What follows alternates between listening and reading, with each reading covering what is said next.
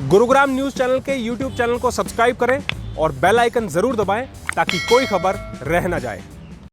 नमस्कार, मैं हूं सुनील यादव और आप देख रहे हैं गुरुग्राम का पहला और नंबर 1 वेब न्यूज चैनल, जहां दिखाई जाती हैं खबरें सिर्फ आपके शहर की।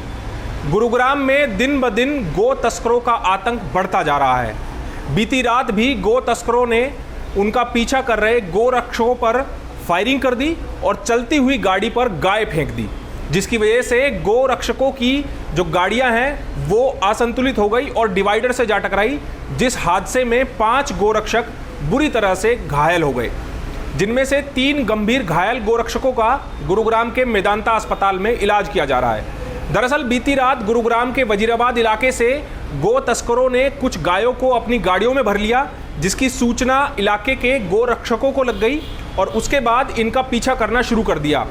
जब गो तस्करों का पीछा किया जा रहा था, उस दौरान ये गो तस्कर जब गुरुग्राम के उल्लावास गांव के पास पहुंचे तो वहां पर इन्होंने गो रक्षकों की गाड़ियों पर फायरिंग करनी शुरू कर दी, पत्थर फेंकने शुरू कर दिए। इसके अलावा चलती गाड़ी से उन्होंने गायों को नीचे फेंकना सड़क पर शुरू कर दिया, जिसकी वजह से गोरक्षकों की गाड़ी के आगे गाय आ गई और गोरक्षकों की गाड़ी असंतुलित हो गई, जिसकी वजह से वो डिवाइडर से जा टकराई और एक भीषण सड़क हादसा सामने आया। इस पूरे हादसे में 5 गोरक्षक बुरी तरीके से घायल हुए हैं, जिनमें से 3 को गंभीर चोटें आई हैं और इलाज के लिए उनको अस्पताल में भर्ती कराया गया है।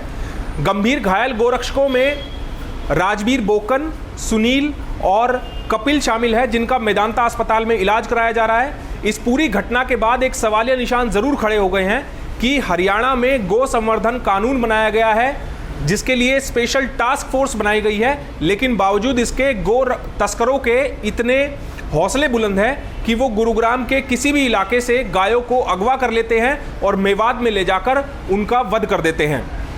रात ये था जी 2-2:30 बजे के करीब हमारे पास सिक्योरिटी गार्ड का फोन आता है, हमारे गोरक्षा दल और बजरंग दल के अध्यक्ष यहाँ पे राजवीर बोकन के पास, कि यहाँ से कुछ लोग गाय उठा रहे हैं। उनका फोन हमारे पास आता है, हम मानेसर से तुरंत यहाँ पे आते हैं और तुरंत आने के बाद हम देखते हैं कि वहाँ पे गाय भर रहे थे। गाय भरने के बाद उल्लावास के पास हम जैसे ही उनके पीछा करते हैं तो हमारे पास 3 गाड़ियाँ थी, एक कैंपर थी, एक वैगनार थी, एक स्विफ्ट थी।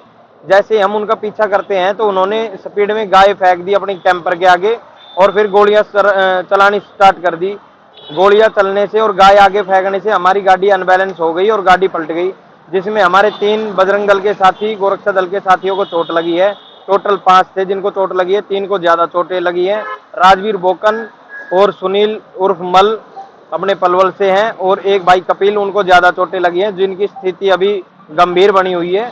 और पहले काउस टास्क फोर्स भी था, अभी वो भी गुड़गांव पुलिस ने नहीं है अपने पास, तो ये भी बड़ा गंभीर है। और आपसे मैं फुटेज भी दे दूंगा, डेली प्रतिदिन गुड़गांव से गायें उठ रही हैं और गाय उठाकर सीधा मेवात ले जा रहे हैं। उस पिकअप में 8 से 9 लोग थे जो पत्थर भी फेंक रहे थे और गोलियां भी चला रहे थे। जो ये घटना आज हुई है आपके सामने है जी, और अपने साथी अपने हॉस्पिटल में है मेडिसिटी।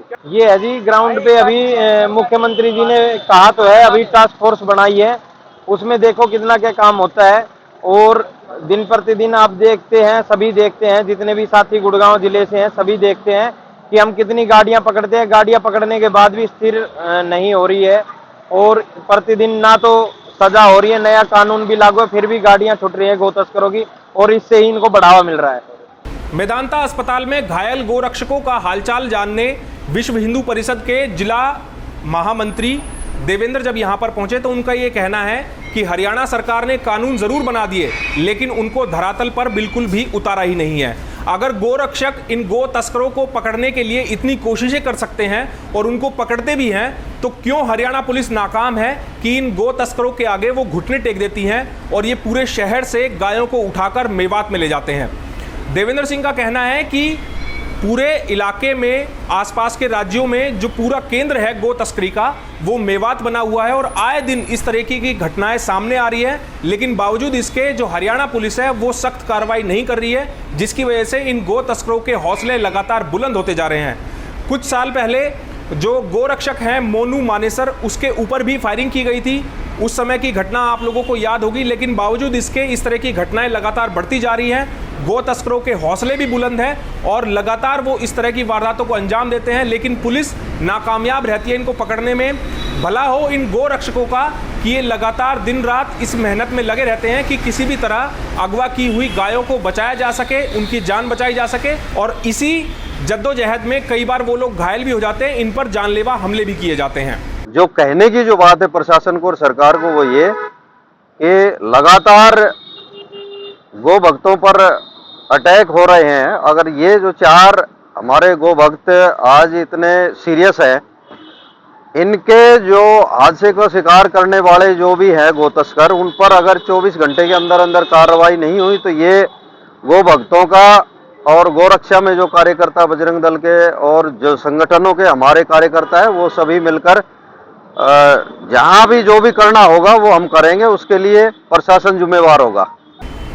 हरियाणा में जब बीजेपी सरकार आई तो गायों के लिए स्पेशल गो सेवा आयोग बनाया गया।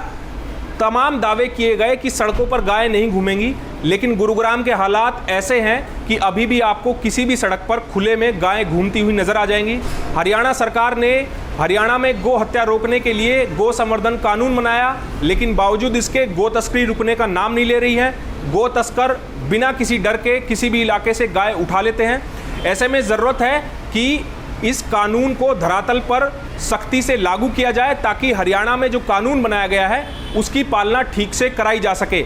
जब गो तस्करों को पकड़ा जाता है, उनकी वीडियो वायरल होती है, तो फिर कुछ राजनीतिक लोग ओवैसी जैसे लोग इस बात का मुद्दा बना लेते हैं कि गो रक्षा को लेकर लिंचिंग की गई है और मुस्लिम लोगों से मारपीट की गई है। लेकिन जब इस तरह की घटनाएं सामने आती हैं, जब ये लोग बुरी तरीके से गायों को गाड़ियों में भरकर ले जाते हैं, उनको काट देते हैं, उनके मांस को बेचते हैं, तब ये राजनीतिक लोग अपने मुंह पर चेपी लगा लेते हैं।